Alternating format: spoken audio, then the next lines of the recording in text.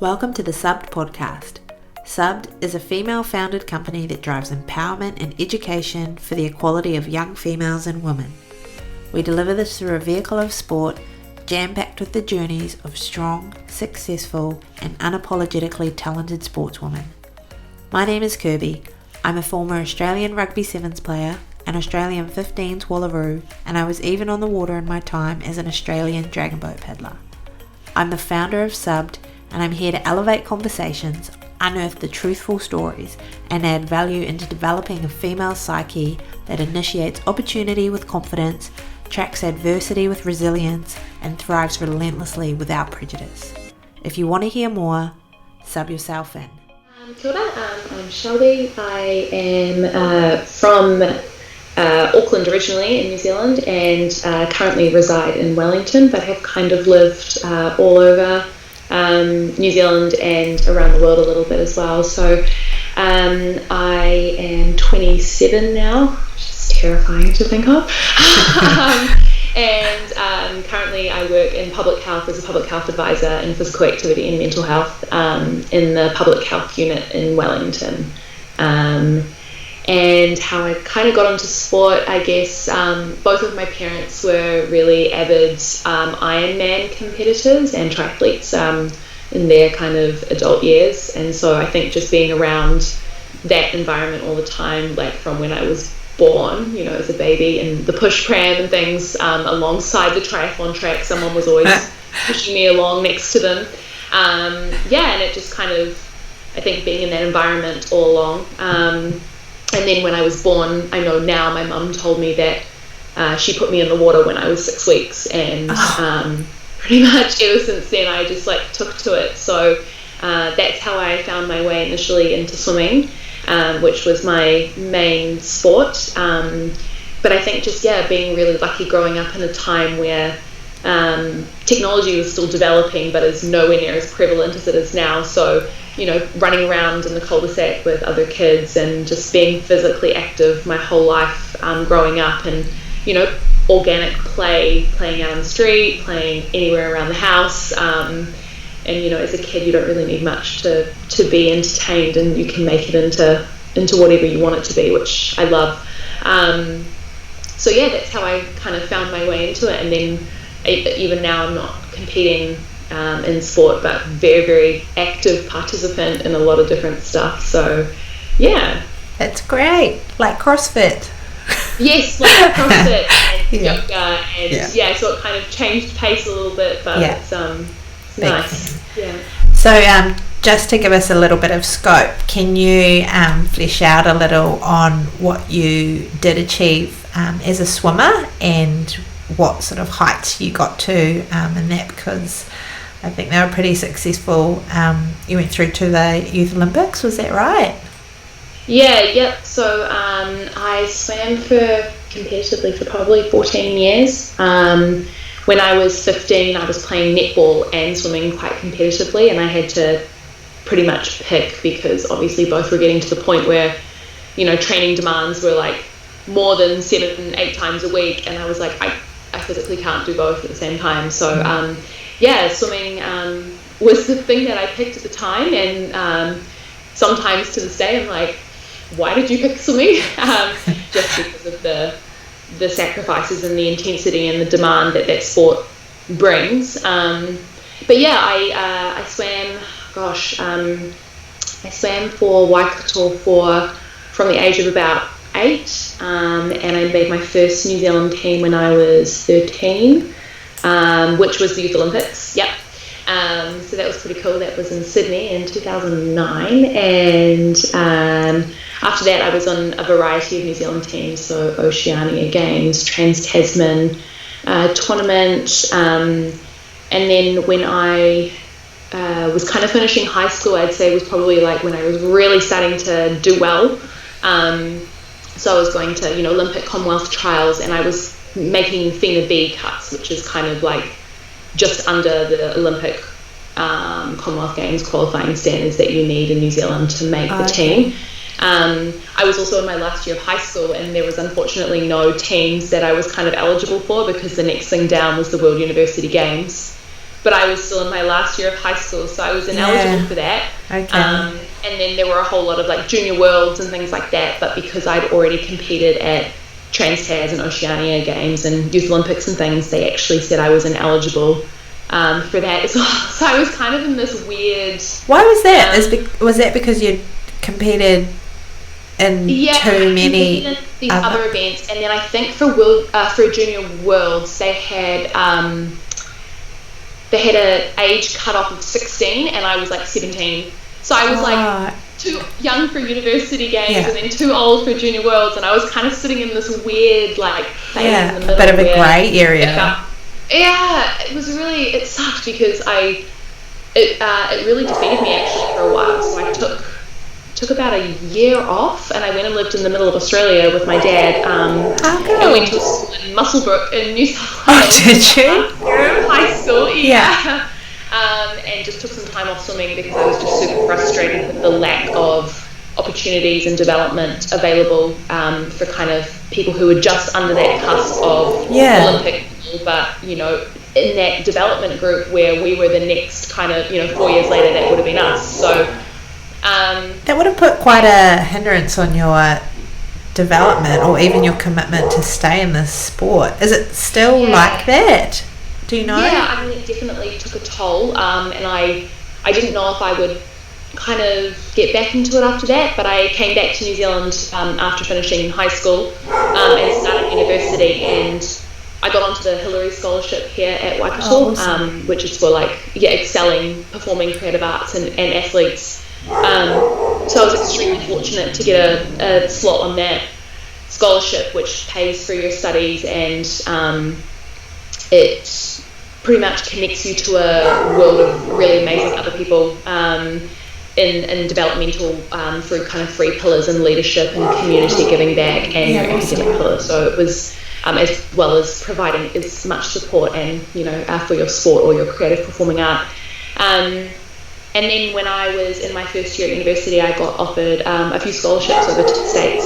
So I took a few trips and kind of picked which school I would go to, and I picked the University of Wisconsin in Madison. And I picked that school because I knew no one else there, and that was kind of like I wanted to be in a competitive swimming school, and I also wanted to be in a high academic school because that was really important for me. And then there were a couple of I was looking at, one in California and one in Georgia, and I had friends, Swimming New Zealand friends, in both of those places. So I was like, okay, I'm going to go somewhere else because I want to, pave my own way and make it my own. So I went over and swam for the University of Wisconsin for just under 2 years, and then I returned back to New Zealand, so competed at US Opens and things like that, and NCAAs and so the Division 1 American champs and things like that, and sectionals and all of that stuff. So it was it was amazing, a really cool opportunity, and pretty much at the end of that point I was pretty injured. So that was kind of the end of my career, unfortunately, in swimming. So, and so it was basically career-ending injuries that weren't worth rehabilitation to fix up, I mean, I'd been was a combination of shoulder injuries for quite some time, which is quite classic and common in swimming. So that never really got better. I was obviously seeing rehabilitation coaches and trainers over in America, and the opportunities over there are amazing in that revenue to help athletes heal, things like that, but it was kind of like band-aid onto band-aid that I was applying at this point, so nothing was really lasting long enough with the demands of training 40 hours a week, studying full-time, and in college in America we were traveling pretty much every weekend around the country to compete, and all of your classes and your studies had to fit in with that, so it was quite a lot.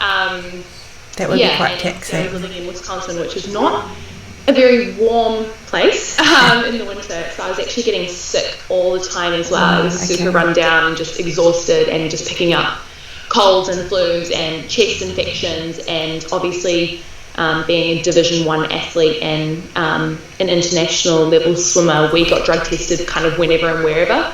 So so you couldn't take anything to get better?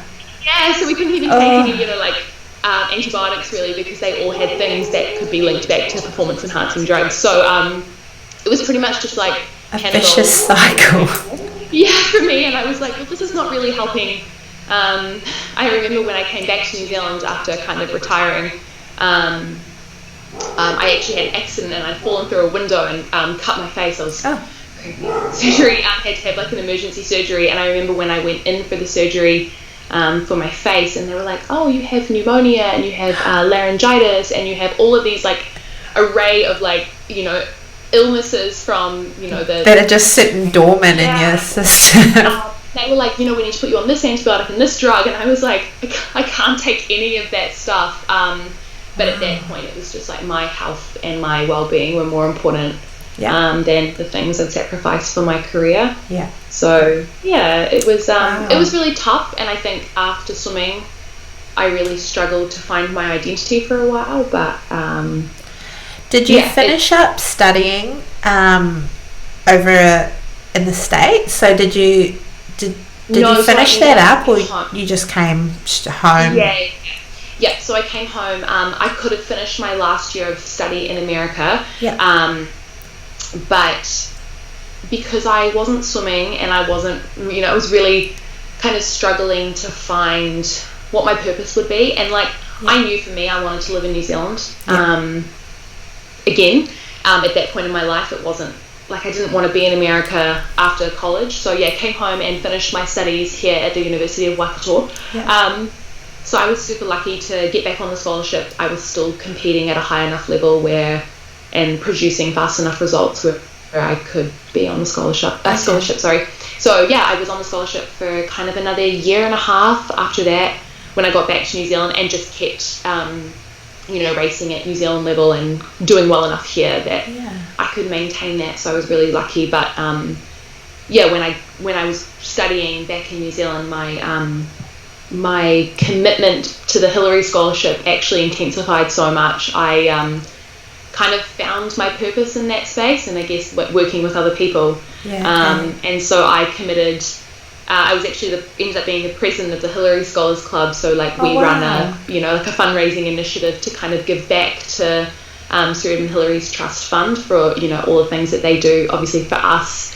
And then all the things that they do for the people in Nepal, which is where Sir Ed spent obviously a large portion of his life. So I got really into the community initiatives and giving back and fundraising and all of that stuff. So I was actually really happy to be back here studying and living and feeling like I was contributing to my community here, but also in Nepal, which means so much to me. And I was really fortunate in 2016 to get a scholarship award, the Step Higher Award, to go and actually see the work Sir Ed had done in Nepal. Oh, did you? How was that?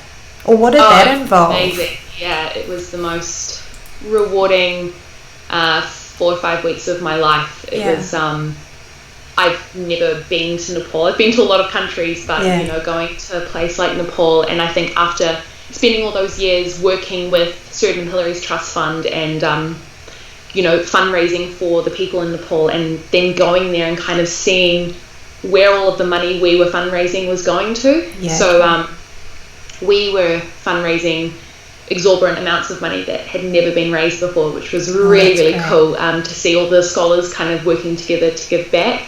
And then when I went over, there was 4 of us on the trip. It was maybe the 3rd or 4th year that this new award had come out, where they selected 4 people to go. It was amazing. We met the doctor who's based at Kundi Hospital up in the Himalayas, and the work that he does with the locals there, and got to see some of the money that we'd put into the safe drinking water project called the Musi Water Project, and then books and educational resources and quality buildings and homes being built for people in Nepal. It was just so amazing. And that sounds incredible. The legacy I think that Sir Ed had over there with the locals a lot of them didn't speak English, but you say Sir and Hilary's name and they know exactly who you're talking about. And in the schools there were like hand-drawn pictures and paintings of him. It was really humbling. Such an amazing experience. So that's really grateful that swimming gave me, those opportunities. Those opportunities, and that's it, isn't it? Like, that's got nothing that's so polar opposite to swimming, in its entirety, really. But those opportunities that you're able to gain from that, regardless, that's really incredible to have gone over there. And I'm so super grateful for the people I think I've met through the sport, and just the opportunities to kind of connect with people all around the world, and and to know that you can contact people around the world now and say, and I think because you were saying COVID, but not this year. Can I come and see you? And obviously that was pre-COVID. Hopefully again one day for all of us soon. But just super grateful for what the sport gave me in that sense. It sounds like right? It sounds like you were able to find a little bit more purpose. You know how you were saying over in the States, and you lose your way and injury and the layers of sort of defeat, and then not transitioning out of sport can be a really tough time for people. And so hard. So that would have been such a good and positive distraction.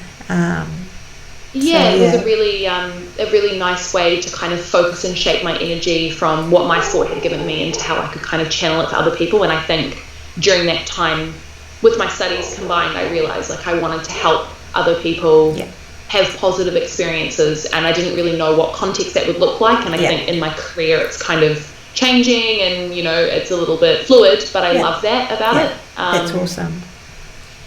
So cool. It was an amazing experience, and definitely has, swimming has been a foundation for guiding me into the person I am today. So put some good foundations down.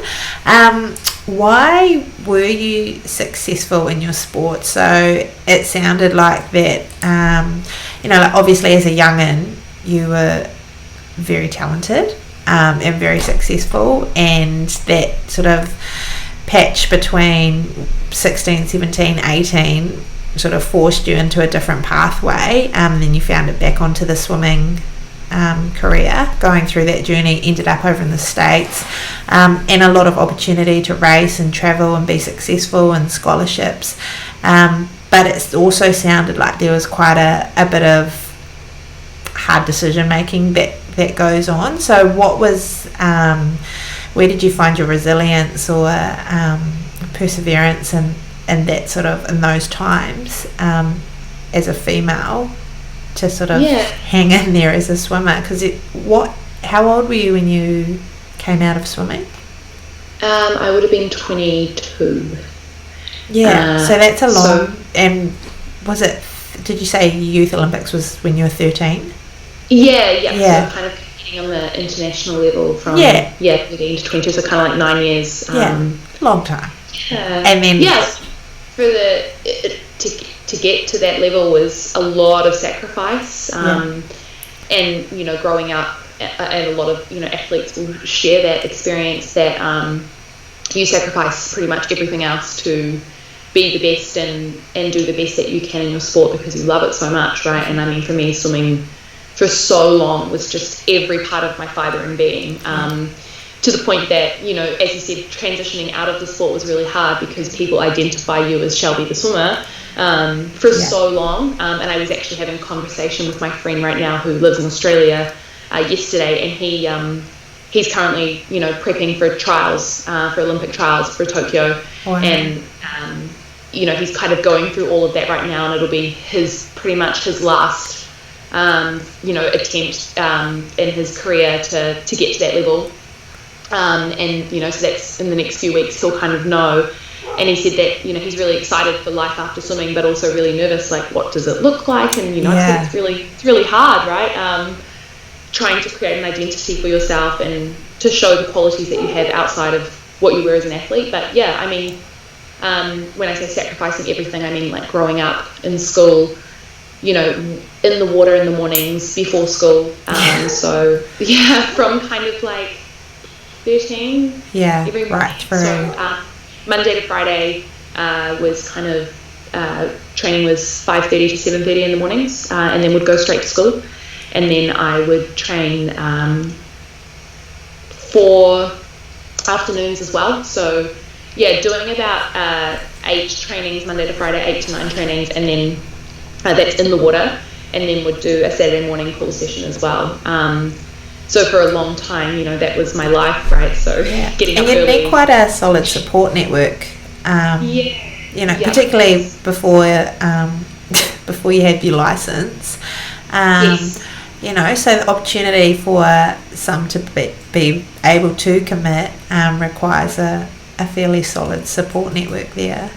A huge support network, and you just can't do that without your family, and very grateful to my family for getting up early and driving me, and and weekends, every weekend was racing and competing and always there, and supporting myself and friends and other people in the stands, and that's great. Volunteering and timekeeping and doing all of that stuff to kind of contribute. So it really takes a village.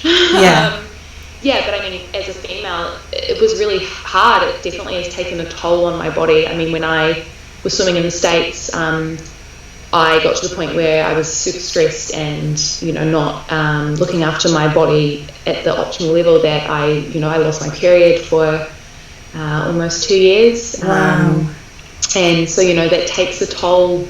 Was that down to, does that come down to like your stress levels, but also like how lean you are? Or is it a combination of stress and intensity of training, and then losing weight and strain on the body all the time and things like that. So it was really exciting when my body returned to normal, a couple of years later. But it definitely takes a toll, and as a female, there's a lot of expectation that we perform as well as our male counterparts, even though we're genetically completely different makeup. And that was something I really struggled with, particularly in that high performance level, was the expectation to be as good as our male counterparts. And I actually had one of my coaches had this ludicrous idea that if he could remove our menstrual cycle from our female bodies, we would essentially be as good as our male counterparts, because he saw having a menstrual cycle as being a weakness for women. You're kidding. No, so that was a really pretty defining moment in my life. Was this over in America? Defining moment in my life. Yeah, because that's who I am, like I'm and without females, and we can do, children don't happen, and so it's just it was ludicrous that someone would want to take away a natural part of our bodies as we develop and grow, and so that was definitely tough, and it takes a toll on your mental health. I mean, I'm super open and transparent about my mental health. I think when I was younger, and you just have to have that expectation of you're tough and you just do what's expected of you, and no tears or emotions and things like that. And I mean, I'm definitely an emotional person. I wear my heart on my sleeve, and so I actually think a lot of that manifested throughout that time, and it's actually only really presented itself in my life in the last kind of 5 years.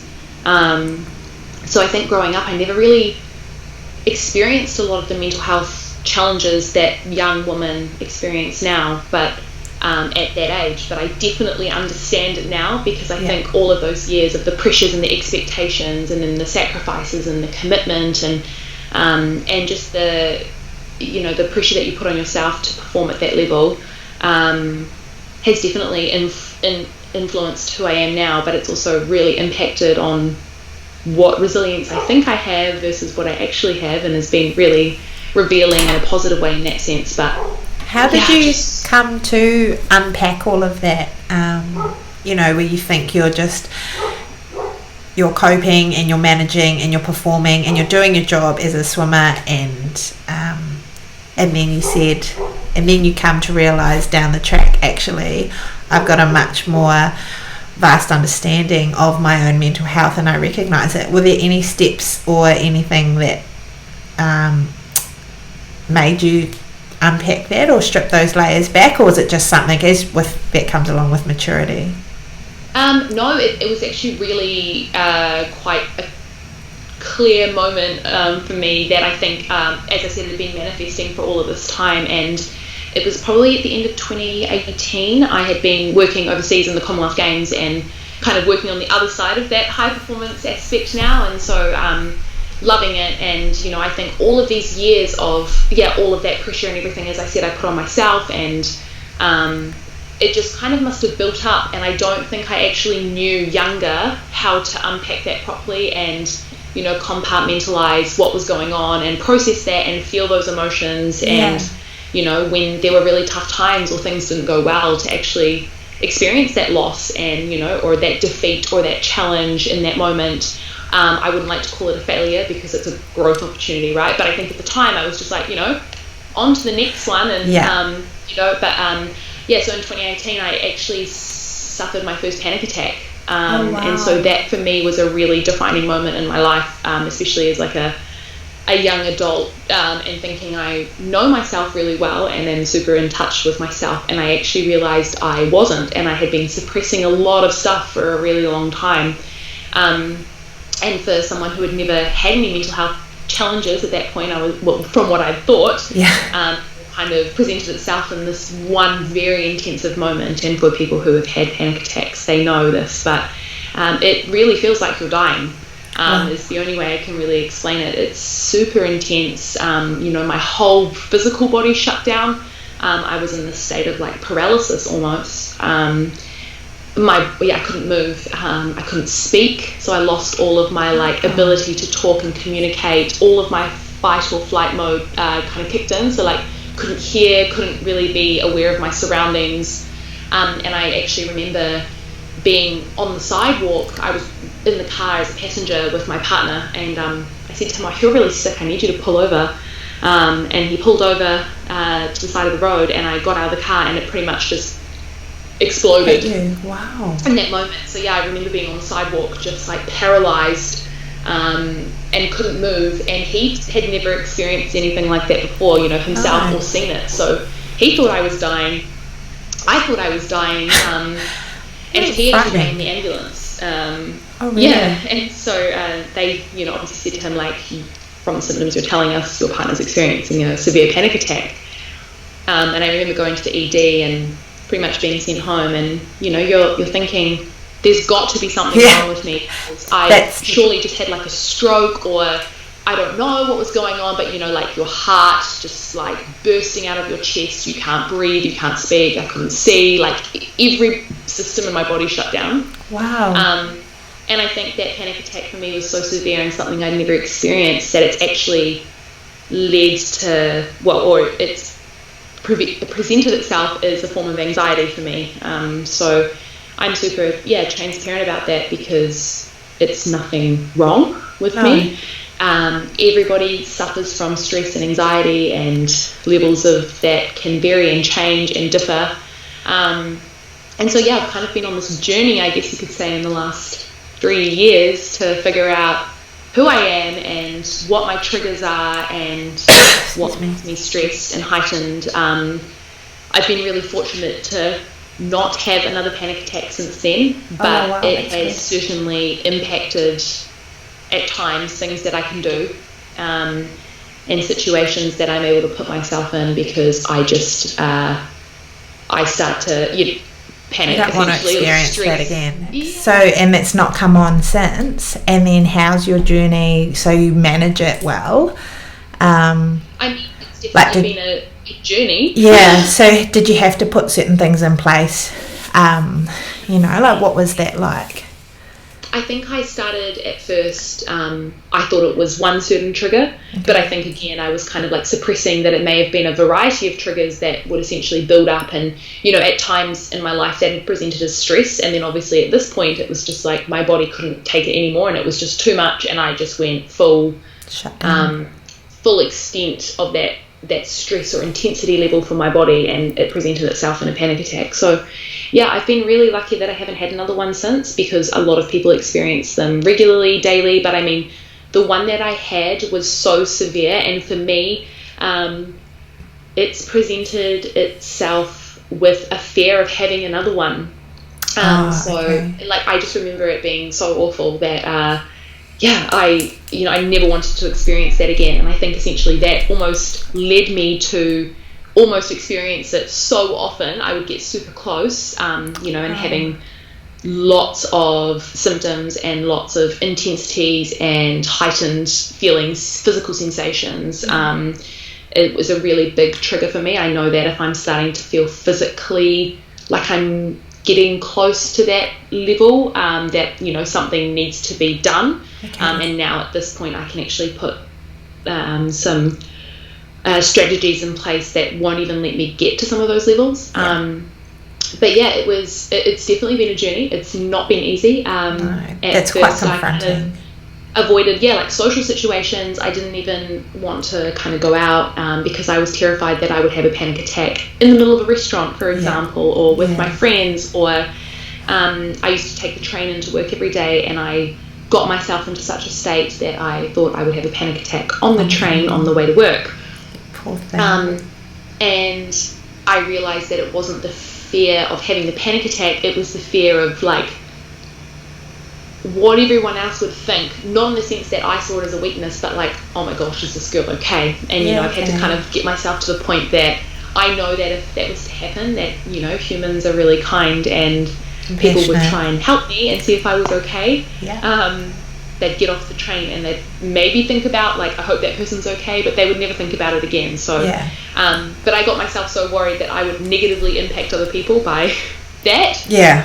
So or avoid potential. And lots of strategies in place now for me. It was I had heard lots of things about yoga and meditation, and so I think at first I tried those, but almost like forcing myself to want to make them work, to the point where they actually didn't do anything for me because I don't think I was approaching it in the right way. So I tried for a few months and I had no results that people were talking about. And then I took a few months off and I was kind of doing yoga and meditation just on my own at home. And I'd never done yoga either, so I didn't really know if I was doing things. I was going to say, how is that? Yoga's hard. And then I actually decided, I saw this deal at this amazing studio in Wellington, Uppy it's called, and it was like a 1 month unlimited membership, and I was like, I'm going to try. I've never been to a yoga class in my life, and I was terrified, and it pretty much fed every anxiety symptom that I ever have, because I was like, oh, you're going to go into this space where all these people practice yoga all the time and you don't know what you're doing, and you get super, and it was actually heated yoga, and I was like, I get super dizzy and light-headed in those situations. Like a Bikram. So, but I was like, I'm going to try. And I spoke to the yoga teacher at the time, Rosie. She was my first ever yoga teacher, and she's a really good friend of mine now. She's amazing. Great. And she was like, like if you're not feeling well, just like leave the class and, just quietly so you don't disrupt other people. And she was like, no one's really interested in what you're doing. Everyone's in their own little space and their own journey. And I was like, okay, like that's kind of nice to know. And so I went in there and I for the first time, I had no pressures or expectations on what yoga might bring for me. And it was the first time I think I've ever felt like really connected to me and my breath and my body and my mind and just what was going on internally for me as opposed to like externally. That would be quite contrasting to the expectations to perform or to, like you said, hold a certain identity as a swimmer, as opposed to I'm just here and I'm here for myself and I can focus on myself, and quite refreshing. Pretty raw, right? Like I think like honestly my yoga mat and that time for me that I carve out for me now in yoga is like, it's where I connect to me more than anything. So me and that time on my mat is, it's great. So you're still doing that? Pretty raw, pretty ugly. But for me it's that safe place, and it's that time to reconnect and reground to me. and so now when I feel stressed and heightened, I put into practice a lot of the breathing techniques and the focusing on being really present in the moment that I'm in, as opposed to thinking about what will happen if I go here, and will I have a panic attack, and the what ifs and things like and that. What will people think of me? Yeah, that's really I think that's a nice little flow on into our next question, because it's around you as a woman today, and what are your strengths today after everything that you've endured successfully, and your highest highs and your lowest lows and that kind of thing, as a woman and as a female, and what you're doing. What are your strengths? I would like to think that one of my biggest strengths is my empathy. I think that I saw a lot of the things that I struggled with as weaknesses at first, and ever since I started having mental health issues or challenges that have arisen, I was really inspired by a couple of people that were kind of talking about it, and I was like, this is an amazing opportunity to speak about the things that you go through that are tough, because it's hard to be vulnerable, and for people to see this external vision of you, this shell that you're always this super positive and happy and outgoing person, and I totally am, because I always want to try and give the best experience, or the best not experience, or the best version of me to other people. So because if I can make someone's day better, or then that's a real win for me. But to let people know that it's actually okay to not be okay has been a big identifier for me. So I'd say my empathy, and now being able to kind of relate to people that have other challenges, and just being able to listen, and for people to know that there's no judgment from me when you're telling me something that's gone on for you. I honestly don't care where you come from, who you are, what you've been through, and the fact that someone can feel they can share that with me is a really, really big thing in my life, and it's super important, because it makes me know that I am empathetic and trustworthy, and people can confide in me with that stuff. Yes. I would definitely say that for swimming and in my sport and the commitment and that, I'm definitely driven. I'm definitely determined, and am focused, and I as almost a negative as well as being a positive, I am a high performer in all the things that I do, but I set myself some very intensive goals, and often they can be a little unrealistic, and so that's, I guess, to my detriment as well, as I said. Those are probably some of my biggest strengths, I would say, but also weaknesses, in terms of being a high performer, is putting those pressures on yourself.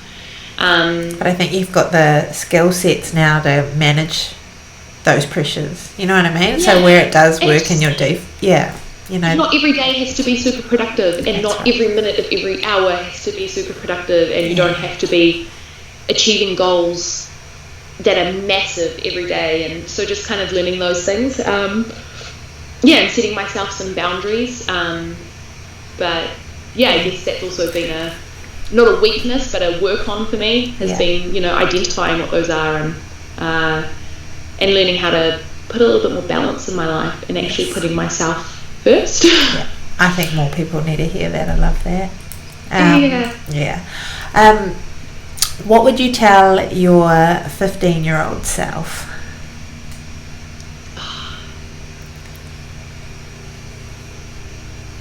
There is so much more to life than sport. Perfect. Would be something that I would tell myself.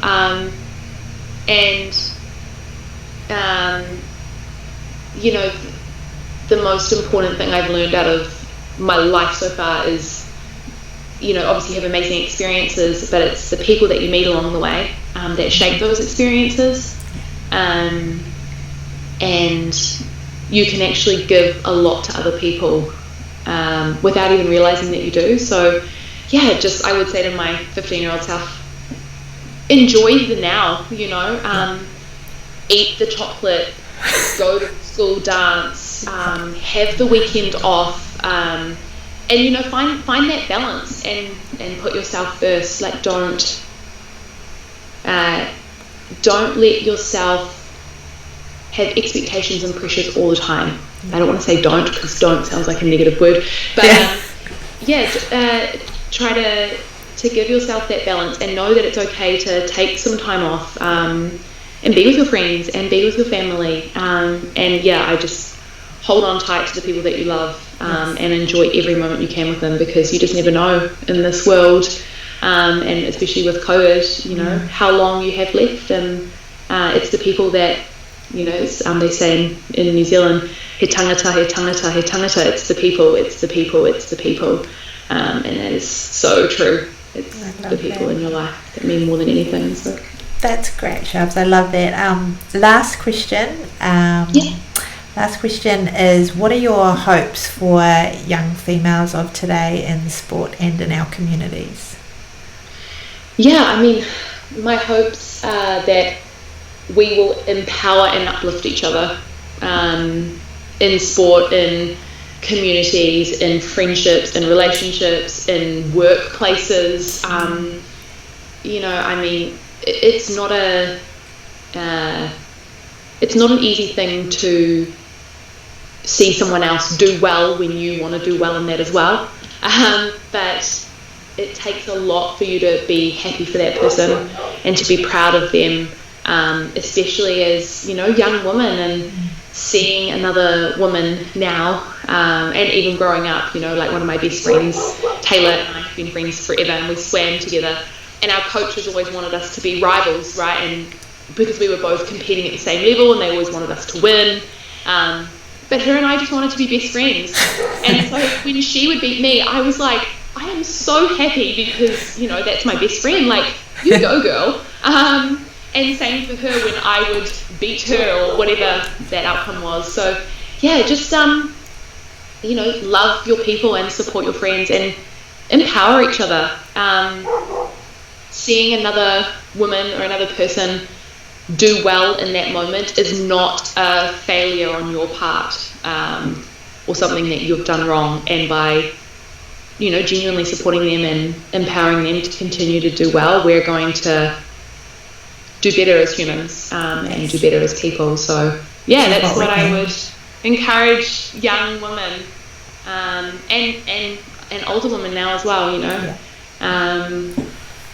that we really are a community, and no matter how different we are or what walk of life we come from, we all actually need each other to get through in life and to succeed and thrive and live the best life that we can. So support your sisters, Yeah, that's great. Shelby, thank you so much for sharing your incredibly successful career in swimming, and then but also I think what's been so lovely is your journey into womanhood and who you are today. It's so refreshing talking to you, unpacking your journey through mental health and really finding some self-compassion. Has been great to chat to you, and it's been lovely catching up. So thank you for coming on and having a chat. Yeah, thank you for having me, and really appreciate it, and love what you're doing here for our wahine tour. Thanks. Thank you.